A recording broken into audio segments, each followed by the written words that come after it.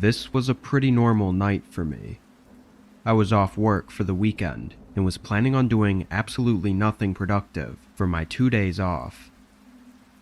I had some snacks and drinks set up on the table by my couch, and I was watching some silly movie to pass the time.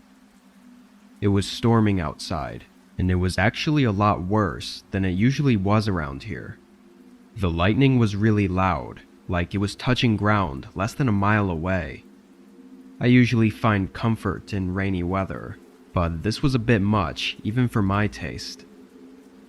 What definitely wasn't comforting was when I heard something hit my front door. It was only a single thud, which made me think the wind had blown something into it. I got up and checked outside, opening the door and getting peppered by the rain and wind. Nothing was out there, though, that could have bumped into my door. I was actually so confused that I even stepped further outside to look around for anything near my porch. Not getting any answers, and only getting drenched by the rain, I went back inside. Whatever it was, it seemed like it was gone. My shirt was completely soaked through, so before doing anything else, I went right upstairs and threw on a clean shirt and dried myself off with a towel. While I was up there, I heard it again. A loud thud slam into the front door. It made me jump and mumble under my breath as I was genuinely shook by it. I waited for any more sounds as I regained my cool, then moved over to the stairs and looked over the railing at the front door. My eyes widened. The door was open, rain splashing inside and everything. I quickly ran over and shut it as best I could, but the handle was all messed up. I still had no idea what happened. Honestly, I thought there was a tornado or something. Of course, I quickly realized that this was far more horrifying than I thought. The puddle that formed inside the doorway had several muddy shoe prints smeared into it and going across the floor. With the door loosely sitting in the frame, I left it and started to follow the path of mud and water through the hallway.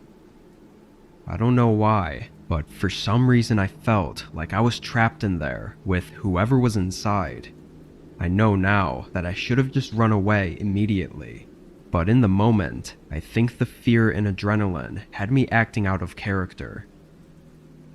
When I turned around the corner, which led to the family room, a pair of old, soaked boots were scattered on the floor, and the shoe prints I was following ended. I looked up. The lights were off in this room, and it only had a small couch and a sofa chair, which I knew they had to be hiding behind one of them. It was only then, as I stared into the pitch-black room, standing only a few feet away from an unknown person, that I realized I needed to get out of there ASAP. I quickly got my phone from the couch in the living room and ran outside into the storm, then found a tree to stand under as I called 911. It took several minutes, but eventually they came. 4 officers went into my home, and a minute later they came out dragging a man through the rain and into their car. He looked crazy. I don't know how else to describe him. His hair was long and his eyes were sunken in. What's even more disturbing was that after they locked him up in the car, I went back inside with an officer and they said they found him hiding under the couch. So that whole time I was staring into the dark room, he was probably staring right back at me. Even worse, we found a sledgehammer behind the couch he was hiding under. He obviously used it to break in, but what else he was going to do with it is unknown. Hopefully he stays locked up for a long time, otherwise I'll probably be living paranoid for the rest of my life.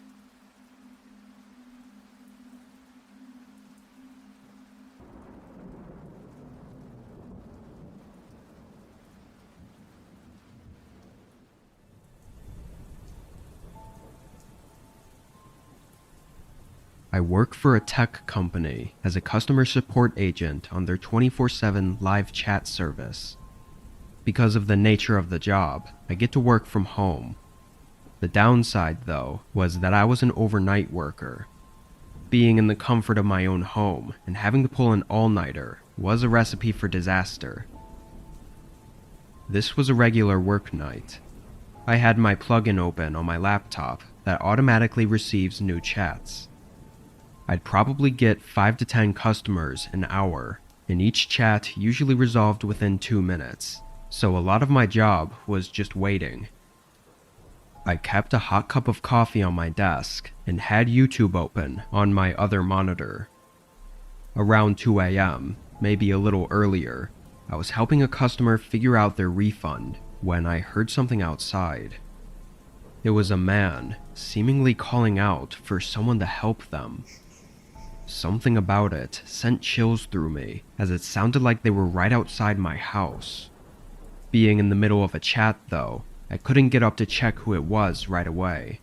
Also, I wasn't even sure if I wanted to. I had a bad feeling. I continued to help the customer, hearing this man calling out in the background for several minutes.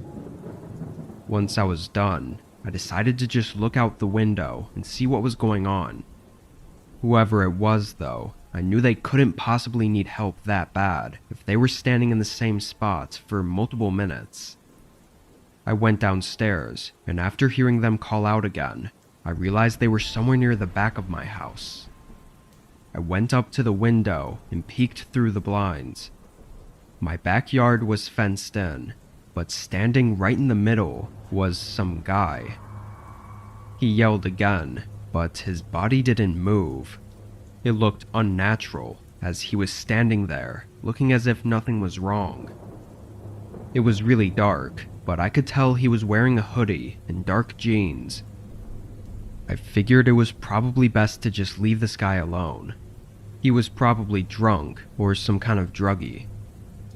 I left the window and went back upstairs.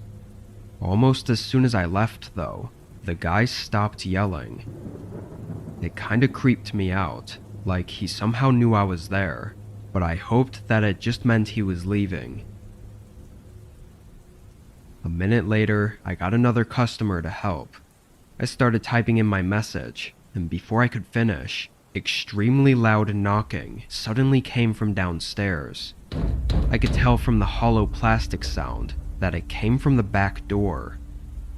I knew it had to be that guy, which now made me nervous. What could he possibly want? Clearly, whatever it was, he wasn't going to leave without it.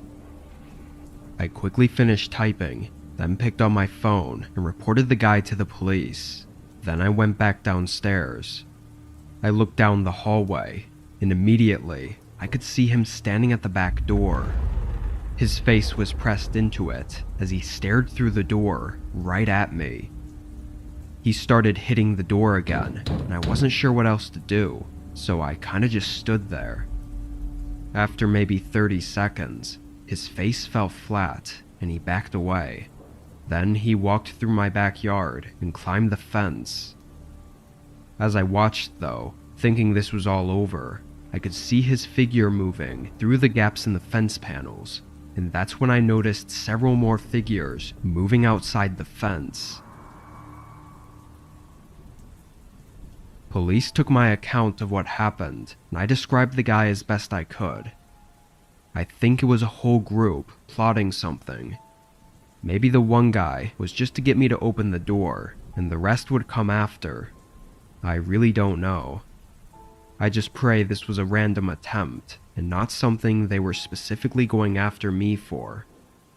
If that's the case, then that might not be the last I see of them.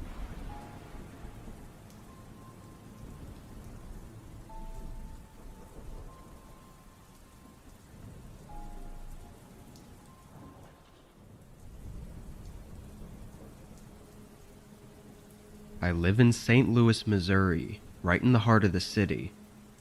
The high crime rate is no exaggeration, as there's new stories coming out every day about awful things.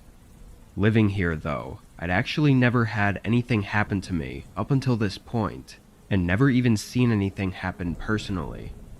I always felt like whatever was going on was kind of outside of my life, so I tried to go about life as normal. I worked for both Uber Eats and DoorDash, usually on my bike since I was in the city. This day I was doing mostly Uber Eats, and I'd started around dinner time. The weather wasn't great, cloudy and raining off and on, but it's part of the job sometimes, as the money's not going to make itself. Around 11, I found myself pretty far from my usual location in the middle of the city. With the rain getting worse, I was thinking about just biking back to kind of reset my location closer to home, but an order popped up that was too hard to refuse. $30 for a delivery 2 miles away. For reference, I was on the edge of the city, where it merges into a more suburban area with small homes and large apartment buildings. It wasn't a nice area by any means, but it was nowhere I hadn't been before. I rode up to the restaurant and got the bag, then strapped it to my bike. As I was doing this, a car's headlights were lighting up the sidewalk I was on. It was parked a little ways down and had been there the whole time. I got on my bike and started heading out, and as I did, I saw the headlights move out and continue behind me. Just a coincidence, I assumed, but as I made a few turns and cycled into the neighborhood, that same car was still behind me. After a couple minutes, I made it to the apartment building that the delivery was for. I pulled up to the bike rack and swung my chain around it, and moments later, the car pulled into the parking lot. Now I was freaking out a little. Maybe it was still a coincidence, but I was still a bit on edge about them possibly stealing my bike. I grabbed the order and hurried inside, trying to drop it off quickly.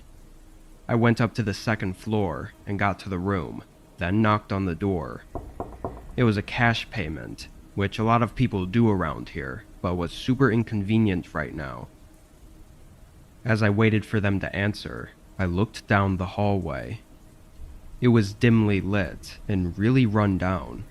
Paint peeling on the walls, missing ceiling tiles, and even some mold near some of the doors.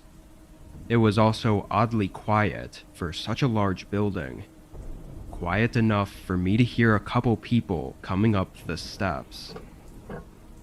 I knocked on the door again, but kept my eyes fixed on the end of the hallway. I could feel my heart rate rising, like my body knew something was wrong about this. Then 2 men showed up at the end of the hallway. They were walking toward me, making eye contact, like they were staring me down. The person in the room still didn't open up, but I didn't know what to do. I tried to leave and walk past the 2 men, but they blocked the whole corridor and pushed me back. Then the door swung open. Another man, clearly with these 2, helped force me into their room, slamming and locking the door with me inside. I was screaming for my life at this point, with no idea what was going on. They threatened me and took me into the bedroom, which was completely empty of anything. They tossed me in and locked the door. I sat there in the middle of the small empty room and just felt hopeless and terrified. I could hear the 3 men talking, and they said something about getting both of us into a car. Both of us. I didn't know what that meant. Then there was screaming. Not from the men, though. It was from police officers, yelling for them to open the door. From what it sounded like, the men didn't put up any fight. I was helped out not too long after, which was when I figured out what both of us meant. There was another victim in one of the other rooms. I guess 10 minutes before I got there, they had done the exact same thing to a different delivery person. They ordered it, followed them, and kidnapped them. A neighbor had heard the commotion and called for help, which is why the cops arrived so quickly. As far as what was going to happen if nobody showed up, We can't say for certain. None of the men said a word about their intentions, so all the cops can do is assume based on any evidence they could find.